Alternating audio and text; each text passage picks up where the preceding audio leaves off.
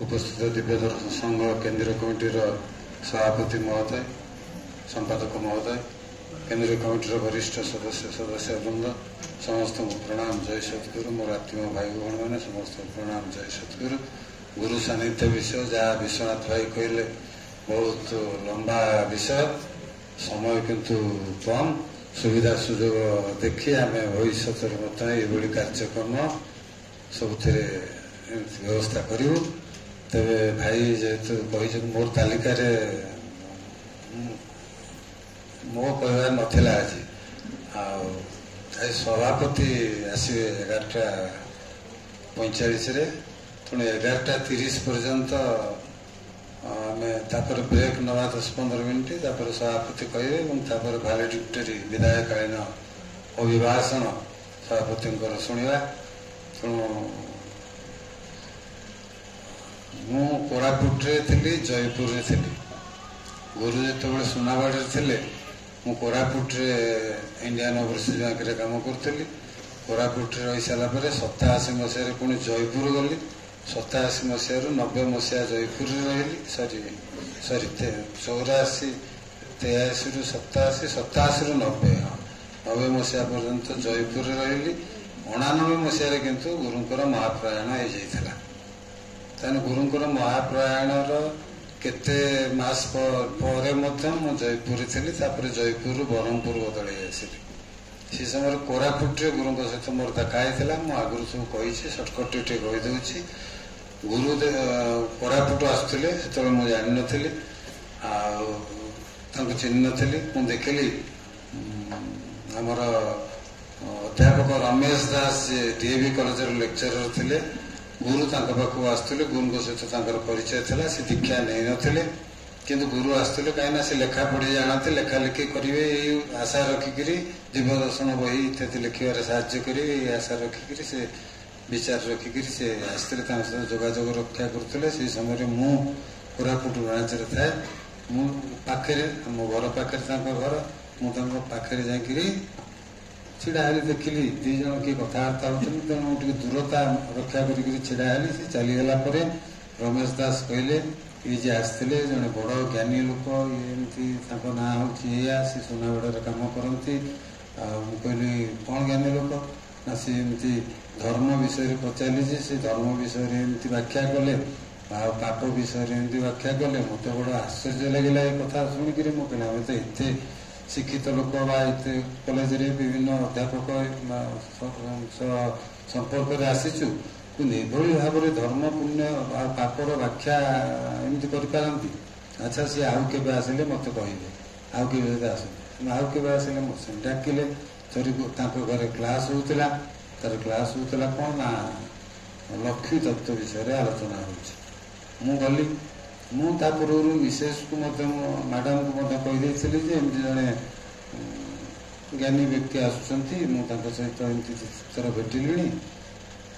पूर्व आउ 2-3 थर मत भेटी। थे घर को डाकिली। आउ थे कहले मु पचार बोली मुझे किसी संस्कृत गोटे पदरे पचारि मोर टे ज्ञान देखापे जे प्रश्न पचार कहले मत लाइसेंस मिलगला। गोटे संस्कृत श्लोक बोलिक पचारि से तार उत्तर देले। आउ दिन बाटर आसु मुझे मुंड बाल गुरा टे अधिक था एमती रखुली से रखुले सेमती। तेणु मुझे रखुली से मत कहले बाल गुड़ाक टे बेसी काटी दियो भल देखा जाऊनी। कहीं गुरुंर कह कथा हूँ तुम जदि मुझे नाली सिंदूर कली मारि हाथ में गोटे कड़ा पिंधि मुंडे यदि गोछाए बाल रखी भद्रलोकटा होते लोक गुंडा बोली विचार करेंगे। ना पुलिस कम्प्लेन गोटे किए करदेव जे ये लोकटा मत धमकेला बोली पुलिस विश्वास करे हाँ ये धमकई थो एका थाना को बांधि नहीं जाए। यदि भद्रलोक चेहरा तो धला पोशाक पिंधि टे चंदन टोपाटिया मारि जदि मो विरुद्ध किए अभियोग कर सहज पुलिस तो ग्रहण कर ना तो भद्र। तेणु चेहरार वेशभूषार प्रभाव अच्छी गुरु सब कहती। एवं मो क्षेत्र में देखिली बाल रखी भद्रलोकटा कि बाल फाल रखी कौन देखा मजबूत चेहरा तेणु सी मत कहले बाल काटी दियो। मुझे गुरु को बस स्टाण्ड को छाड़ा नेली। जाए बस स्टाण्ड जाए ବାଟରେ ଗଲାବେଳେ ଅନେକ ଆଲୋଚନା ହୁଏ, ବହୁତ କଥା ସେ କହନ୍ତି, ମୁଁ ମଧ୍ୟ ପଚାରେ।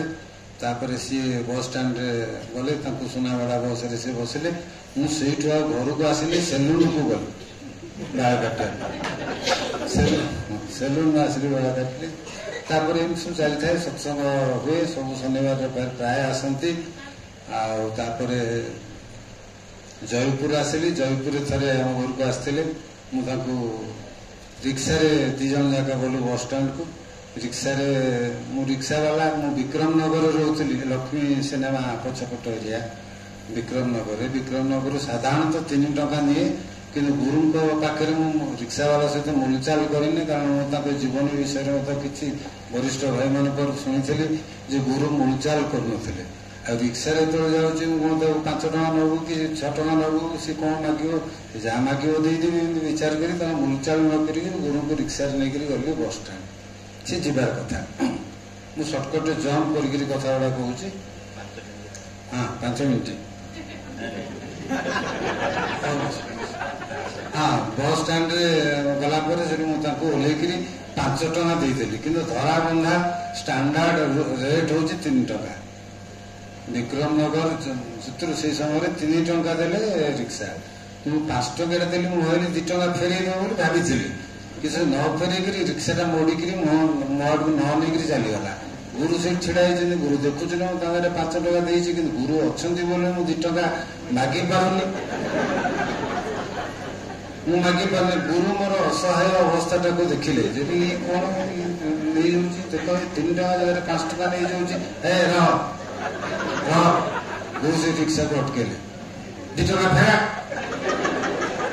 2 ଟଙ୍କା ଫେରା। ଗୁରୁ ଏମିତି 2 ଟଙ୍କା 5 ଟଙ୍କା କାହାକୁ ଦେଇଦେବାଟା ମୁଁ ଜାଣିଛି, କିନ୍ତୁ ମୋର 2 ଟଙ୍କା ମୁଁ ପୁଣି ଅସହାୟ ଅବସ୍ଥାରେ ମାଗି ପାରୁନି। ଆଉ ଗୁରୁଙ୍କ ଉପସ୍ଥିତି ଯୋଗୁଁ ମୋର ଲସ୍ ନା, ତେଣୁ ଶିଷ୍ୟ କେମିତି ଲସ୍ ସମ୍ଭାଳିବ? 2 ଟଙ୍କା ଦେଇ କହିଲେ ଯେ ସିଏ ଆଉ ଶୁଣିଲା ନାହିଁ, ସେ ଅନେଇଲା, ତାପରେ ପୁଣି ଚାଲିଗଲା। ତତେ ଭୋଗ ହବ ନାହିଁ, ଏମିତି ଭାବରେ କହିଲେ। ମୁଁ କହିଲି ଏଇ କି କଥା, ଅସମ କଥା। ଆଉ ଏମିତି ମୁଁ ଦେଖିଛି ଗୁରୁ ଭାଇ ବି ବହୁତ ସେଦିନ ବସ୍ ଷ୍ଟାଣ୍ଡରେ ଛିଡ଼ା ହେଇଛି, କହିବେ ଆଣ ସୋଡ଼ା ଆଣ ପିଇବା, ପଇସା ଦେବେ ସିଏ, ଆମେ ଦେଲେ ହବନି, ସିଏ ଦେବେ। ଏମିତି ସେଠି ଆଉ କେତେଥର ମାଳିଆ କହିଛନ୍ତି, ତାକୁ ସାଇକେଲରେ ବସେଇକିରି ମଧ୍ୟ ପଛରେ ନେଇଛନ୍ତି। ସାଇକେଲରେ କହିବେ ନାଇଁ ଆଜ୍ଞା ଆପଣ ଟିକେ ଓହ୍ଲେଇ ଯାଆନ୍ତୁ, ମୁଁ ଚଲାଉଛି। ନା ତମେ ଶିଷ୍ୟ, ତମେ କ'ଣ ମତେ ଗୁରୁକୁ ଦେଇପାରିବ, ବୋହିପାରିବ? ଗୁରୁକୁ ବୋହିପାରିବନି। ତାର ଫେରିଲା ବେଳେ ମିଲନ ମାର୍କେଟରୁ ବାଟରେ ତେଣୁ ଗଡ଼ାଣି ପଡ଼ିଲା, ଆଜ୍ଞା ଏଥର ଗଡ଼ାଣି ପଡ଼ାଣି ମୁଁ ନେଇଯିବି ଆଜ୍ଞା, ମୁଁ ସାଇକେଲ ପଛରେ ବସିବି। ତମେ ବର୍ତ୍ତମାନ ହୃଷ୍ଟପୃଷ୍ଟ ଟିକେ ହୋ ଖାଇ ପିଇକିରି, ମୁଁ ମୋଟା। ଗୁରୁ ଯଦି ମୋଟା ହେଇଥିବେ, ଶିଷ୍ୟ ପତଳା ହେଇଥିବ, ସେ ତାର ବସେଇଲେ ଚଳିବ। ଆଉ ତମେ ତ ପତଳା, ମୁଁ ତ ହୃଷ୍ଟପୃଷ୍ଟ ମୋଟା, ତମେ କ'ଣ ମତେ ବସେଇକି ନେବ? ଚାଲ, ତଥା ପୁଣି ପଛରେ ବସେ। ଆଚ୍ଛା, ତାପରେ ସିଏ ଗାଡ଼ି ଭଡ଼ା କଥା, ଆଉ କେତେଟା ଶିକ୍ଷଣୀୟ କଥା କହିଦେଉଛି। ବସ୍ ଷ୍ଟାଣ୍ଡରେ ଯାଇଛନ୍ତି, ଗୁରୁକୁ ଟିକେଟ କରିଦେଲୁ, ସିନେମା ଗାଡ଼ିରେ ସେ ଆସନ୍ତି। ସିନେମା ଗାଡ଼ି ମାନେ ରାତି 9ଟା ପରେ ଗୋଟେ ବସ୍ ଆସେ, ସେ ସିମିଳି ଗୁଡ଼ା ଆସେ, ତାକୁ ସିନେମା ଗାଡ଼ି କୁହାଯାଏ। କାରଣ ସିନେମା ହଲ୍ରୁ ଜୟପୁରର ସିନେମା ଶୋ ଭାଙ୍ଗି ସାରିଲା ପରେ ଗୁରୁ ସେଇ ଗାଡ଼ିରେ ଆସନ୍ତି। ମୁଁ ତାଙ୍କୁ ଛାଡ଼ିବାକୁ ଆସିଛି, ଗାଡ଼ି ବସ୍ରେ ବସିଲେ, ମୁଁ ଦୂରରେ ଛିଡ଼ା ହେଇଛି, ଗୁରୁ ଟିକେ ଅନେଇଲେ, ତାଙ୍କୁ ନମସ୍କାର କଲି। ମୁଁ ଛିଡ଼ା ଜଗିଛି। ତାପରେ ବସ୍ ତା ସଡ଼କ ବାହାରିଗଲା, ମୁଁ ଅନେଇଛି, ମୁଁ ନମସ୍କାର କରିପାରିଲି, ଗୁରୁ ପଳେଇଗଲେ। ତାର ଦିନ ଆସିକି କହୁଛନ୍ତି ଗୁରୁ ନ ଅନେଇଲେ ମଧ୍ୟ ନମସ୍କାର କରିବେ, ମାନେ ଗୁରୁ ନ ଦେଖିଲେ ଯେ ମୁଁ ଆଜ୍ଞା ନମସ୍କାର କଲି ଆପଣଙ୍କୁ, ମତେ ଏଥର ସାର୍ଟିଫିକେଟ ଦିଅନ୍ତୁ, ସେମିତି ନାହିଁ। ସିଏ ନ ଦେଖିଲେ ମଧ୍ୟ ନମସ୍କାର କରିବ, କିଛି ଯାଏ ଆସେ ନାହିଁ। ଆଉ କୋରାପୁଟ ଫେରାବେଳେ ତାଙ୍କ ପକେଟ ମୋର ହେଇଗଲେ, କ'ଣ ହଜେଇ ଦେଲେ କୋଉଠି, ଆଣିକିରି ଆମ ଘରେ ହଠାତ୍ ପହଞ୍ଚିଲେ, ଖରାପ ଝାଳ ନାଳ ହେଇକିରି ଆସିଲେ।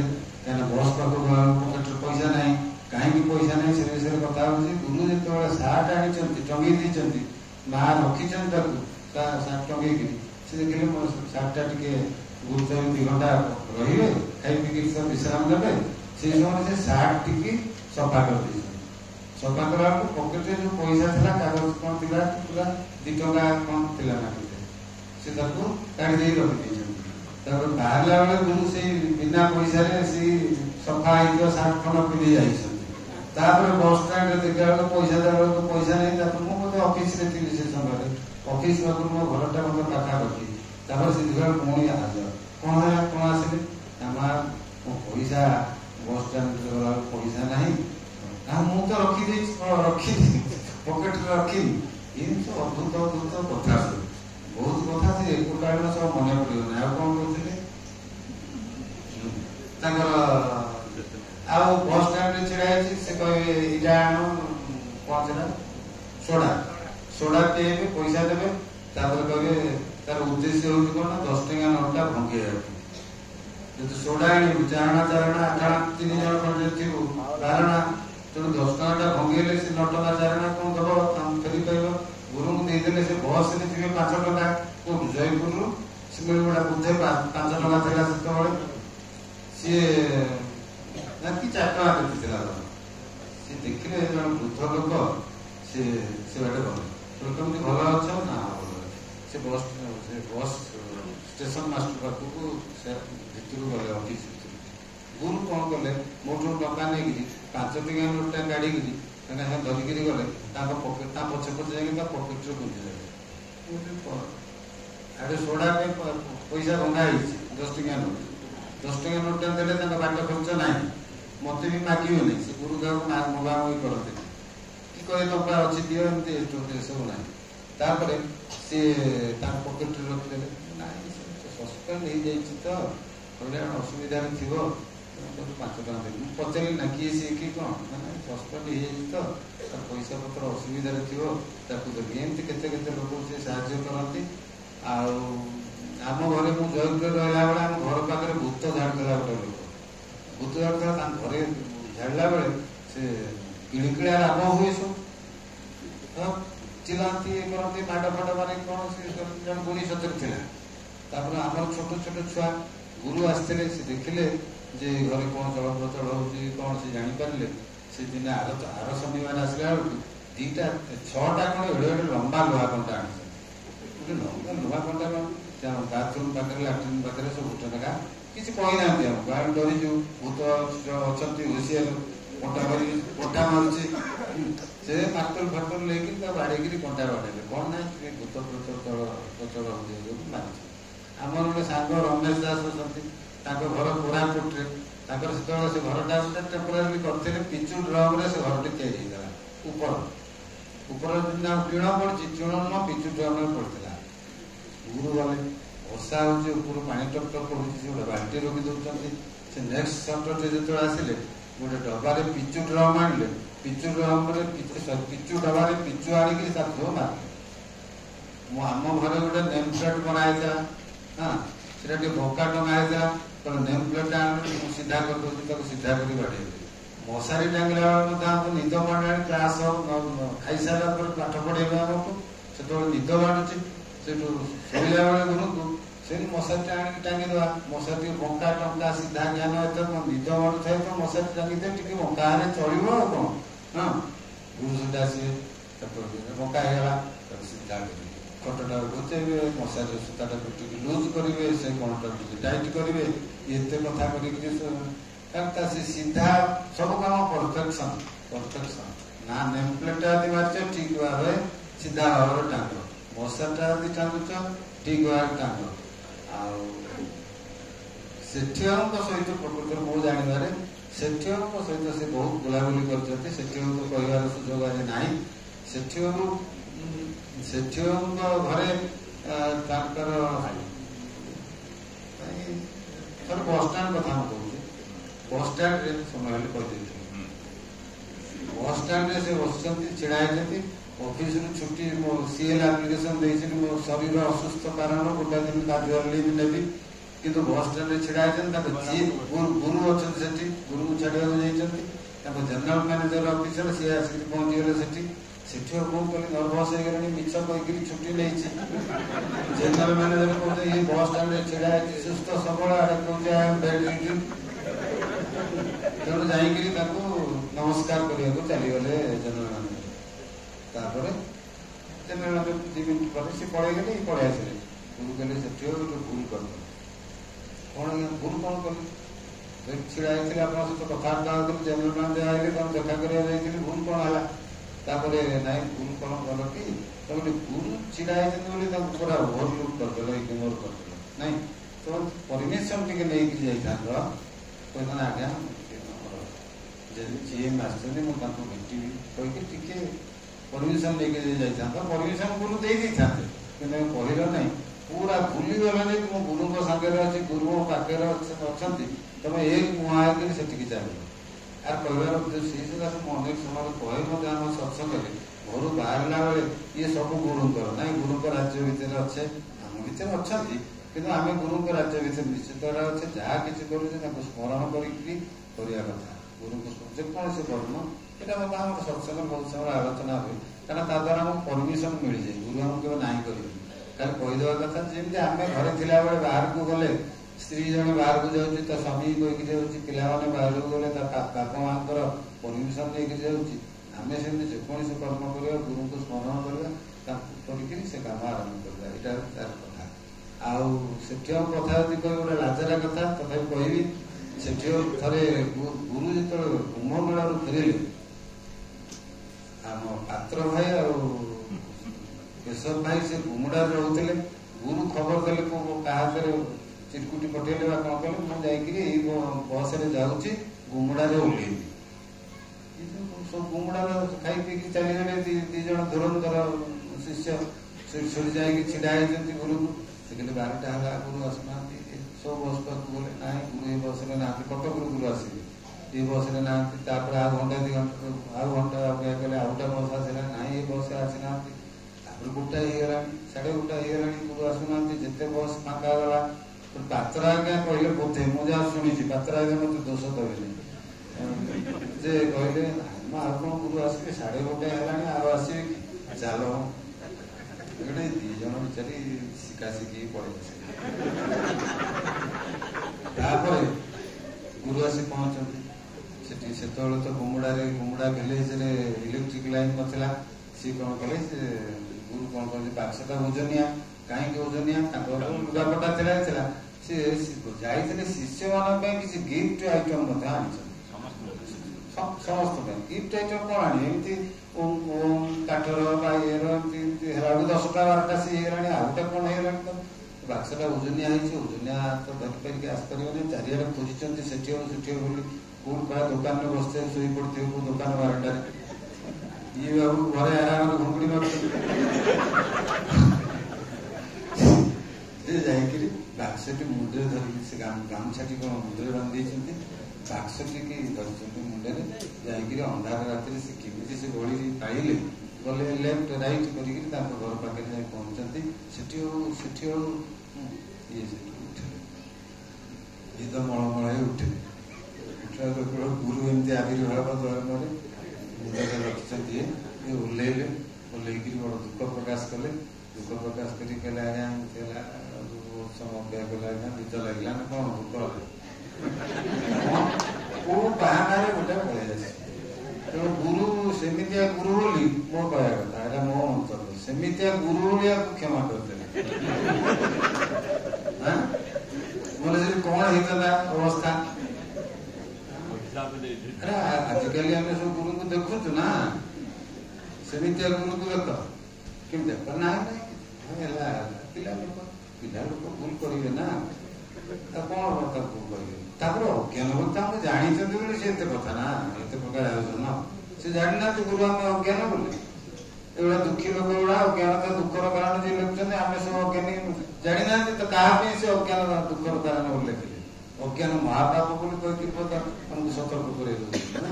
ସେ ଜାଣିଛନ୍ତି ଅଜ୍ଞାନ ଭୁଲ ହବ, ଆଉ ସେ ତ କ୍ଷମା କଥାର, ସେ କ୍ଷମା କରିଦେବେ। ମୁଁ ଏଇଠି କହି ବନ୍ଦ କରୁଛି, ଆଉ ସମୟ ମଧ୍ୟ ହେଇଗଲାଣି। ପାତ୍ରଙ୍କ ଠାରୁ 5 ମିନିଟ୍ ସମୟ ଅଛି। 5 ମିନିଟ୍ ସମୟରେ ଯଦି ମଲ୍ଲିକ କହୁଥିଲେ ମତେ କିଛି କହିବେ ବୋଲି, ମଲ୍ଲିକ ଭାଇ ଅଛନ୍ତି କି? ଟିକେ 5 ମିନିଟ୍ ମଲ୍ଲିକ ଭାଇ ଅନୁରୋଧ ହେଇପାରିବନି, ଆଉ କ୍ଷମା କରିବେ। ଦୁଃଖିତ, ମୁଁ ବି କୋଉଠି ବେଶୀ ସମୟ କହିଦେଲି, ସେଥିପାଇଁ ମଧ୍ୟ ମତେ କ୍ଷମା କରିବେ। ତେଣୁ ଅନେକ କଥା ଗୁରୁ ସାନ୍ନିଧ୍ୟରେ ଅନେକ କଥା ଶିଖିବାର ଜିନିଷ, ଶିକ୍ଷା କରିବା ଜିନିଷ, ବାଟରେ ଗଲାବେଳେ ସବୁବେଳେ ଜ୍ଞାନର କଥା କହିବେ, ସବୁବେଳେ ପଚାର ପଚାର ବୋଲି କହିବେ ଆଉ କେତେବେଳେ ବୃଥା ସମୟ ନଷ୍ଟ କରିବେ ନାହିଁ ଆଉ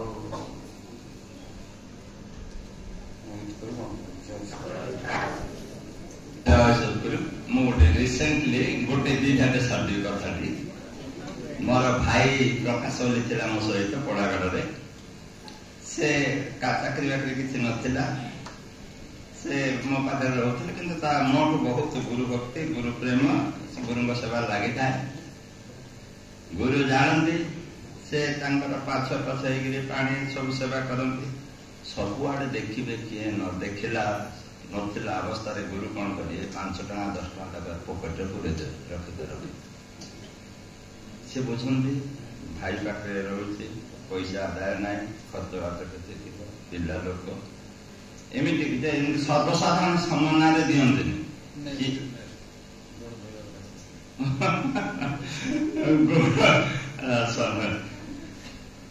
କେମିତି ଆମର ଥରେ ଗୁରୁ ଆସିଲେ ଘରକୁ ମୁଁ ଗୁରୁଙ୍କୁ ଆଣିବାକୁ ଯାଇଥିଲି ବସଷ୍ଟାଣ୍ଡକୁ ଆସିଲି ଆସିଲା ପରେ ଘରେ ପହଞ୍ଚିଲି ଘରେ କହିକି ଯାଇଥିଲି ଗୁରୁ ଆସିବେ ଆଉ ପିଢା ପାଣି ଢାଳ ରଖିଥିବ ଦେଖିଲା ବେଳକୁ ବାରଣ୍ଡାରେ ପିଢା ନାଇକି ପାଣି ଢାଳ ନାହିଁ ପାଟିକଲି ସଙ୍ଗୀତା କୁଆଡେ ଅଛି ଆଣେ ଜଲ୍ଦି ଆଣେ ପାଣି ଢାଳ ଆଣେ ପୋଡା ଆଣେ ପିଢା ଆଣିଲେ ଜଲ୍ଦି ଧୋ ଚଢା ବେଳାରେ କହୁଛି ଗୁରୁ ସବୁ ଆସୁଛନ୍ତି ତାପରେ ଧୁଆଧୁଇ ହେଲେ ପୋଛା ପୋଛି ହେଲେ ମୁଁ ପୋଛିବାକୁ ଚେଷ୍ଟା କଲି ଟୁଆଳଟା ଛଡେଇ ନେଇଗଲେ ନିଜେ ପୋଛିଲେ ମତେ ଆଉ ପୋଛିବାର ସୁଯୋଗ ଦେଲେନି ତାପରେ ସତ୍ସଙ୍ଗ ହେଲା ସରିଲା ବିଶ୍ରାମ ନିଅନ୍ତି ନେଲା ବେଳେ କହିଲେ ସେଠି ଆଉ ଶିଶୁମାନେ କିଛି ଜାଣିବା କଥା ଗୁରୁ ସେବା କରିବା ପାଇଁ ଆଦେଶ ଦିଅନ୍ତିନି ତମେ ଆଜି କଣ ଗୁରୁ କରିଛ ଜାଣିଲ ଗୁରୁ ସୁଯୋଗ ଦେଇଥିଲେ ତମେ ପାଦ ଧୋଇବା ପାଇଁ ସେଇଟା ତ କଲନି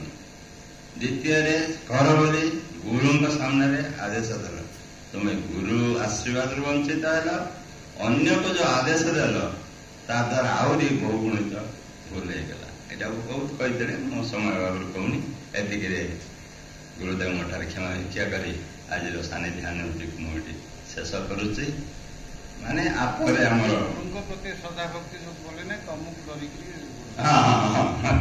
ସେ କହିଲେ ତମେ ଯୋଉ ତମ ଝିଅ ଆସିକିରି ପାଦ ଧୋଇଲା କେମିତି ଧୋଇଲା ଜାଣିଛ ତମ ଖାତିରିରେ ଧୋଇଲା ବାପା ଖରାପ ଭାବିବେ ବୋଲି ତମେ ଯଦି ନିଜେ ଧୋଇତା ତ ତାର ଭାବ ତାରି ମୋ ବାପା ଯାହାର ଗୋଡ ଧୋଉଛନ୍ତି ମୁଁ ଯଦି ହେଲେ ସେ ସୁଯୋଗ ଛାଡିବିନି ବୋଲି ସେ ଏ ଶିକ୍ଷା ପାଇଥାନ୍ତା ତମେ ଶିକ୍ଷା କଲନି ତମ ପିଲାମାନେ ଯୋଉ ଶିକ୍ଷା ପାଇଥାନ୍ତେ ସେ ଶିକ୍ଷାରୁ ମଧ୍ୟ ତାଙ୍କୁ ବଞ୍ଚିତ କରିଥାନ୍ତେ ଏସବୁ ବୁଝିବା କଥା ବହୁତ କଥା ରହିଛି ଗୁରୁଦେବ ସମସ୍ତଙ୍କୁ ସେ କୃପା କରନ୍ତୁ ବର୍ତ୍ତମାନ ଜଳ ଅବିରତି ପାଇଁ ମଧ୍ୟାନ୍ତର ଦିଆଗଲା ସମସ୍ତେ ଜଳପାନ କଲା ପରେ ଆମର ଠିକ 11:45